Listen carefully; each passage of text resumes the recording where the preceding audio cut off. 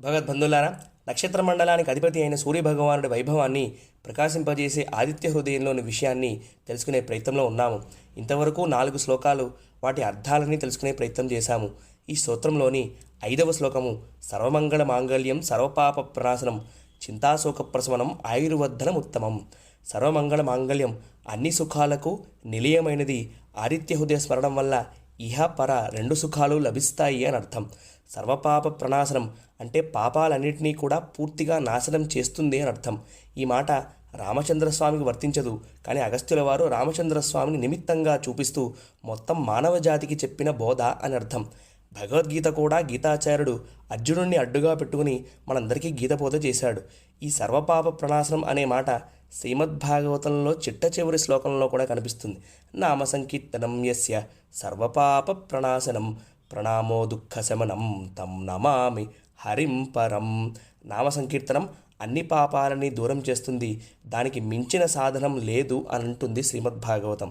చింతా సుఖ ప్రశమనం ఆదిత్య హృదయం చింత వలన కలిగే శోకాన్ని దూరం చేస్తుంది.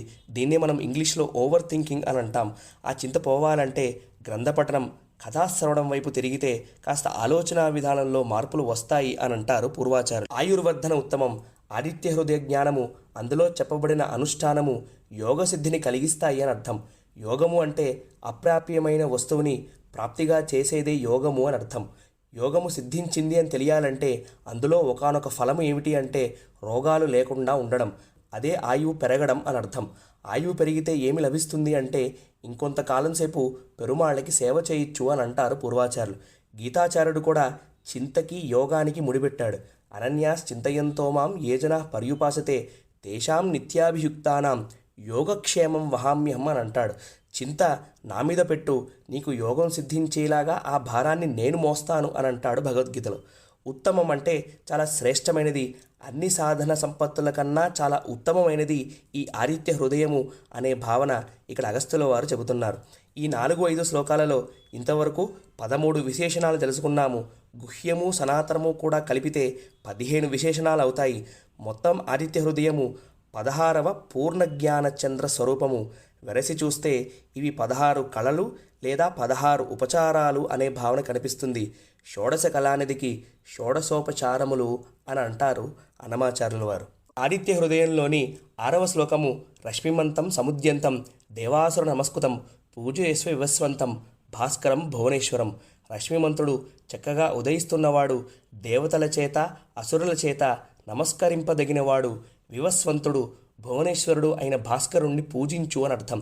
ఈ శ్లోకంలో కూడా అగస్త్యుల వారు 5 విశేషణాలు చెబుతున్నారు. రశ్మిమంతుడు, రశ్ములు అంటే కిరణాలు అని అర్థం. అటువంటి రశ్ములు అంటే వ్యాపించి ఉండేవి, అనంతంగా ఉన్నవాడు అని అర్థం. విష్ణువు అంటే వ్యాపించి ఉండేవాడు అన్న భావన ఇక్కడ అగస్త్యుల వారు చెబుతున్నారు. రశ్ములు అంటే వెలుగులు అని కూడా అర్థం ఉంది. వెలుగు అంటే విద్య, అది కూడా పరమార్థ విద్య అనే అర్థం కూడా ఉంది. సముద్యస్తుడు అంటే సర్వకాల సర్వదేశ సర్వప్రాణికోటికి మేలు చేయడానికి సిద్ధంగా ఉన్నవాడు అని అర్థం. దేవాసుర నమస్కృతుడు అంటే జగత్తు అంతటికీ కూడా చీకటి నుండి వెలుగులోకి తీసుకొని వస్తూ తిరిగి ఏ ప్రత్యుపకారము ఆశించనివాడు కాబట్టి దేవతలు, మనుష్యులు, అసురులు అందరూ కూడా ఆయనకి నమస్కరించాలి అనే అర్థం. కర్మణ్యేవాధికారస్తే మాఫలేషు కదాచన అనే గీతావాక్యానికి ఉదాహరణ సూర్యనారాయణమూర్తి.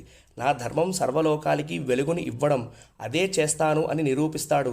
నాకు ఎవడైనా ప్రత్యుపకారం చేస్తాడా అని మాత్రం భావించడు సూర్యనారాయణమూర్తి.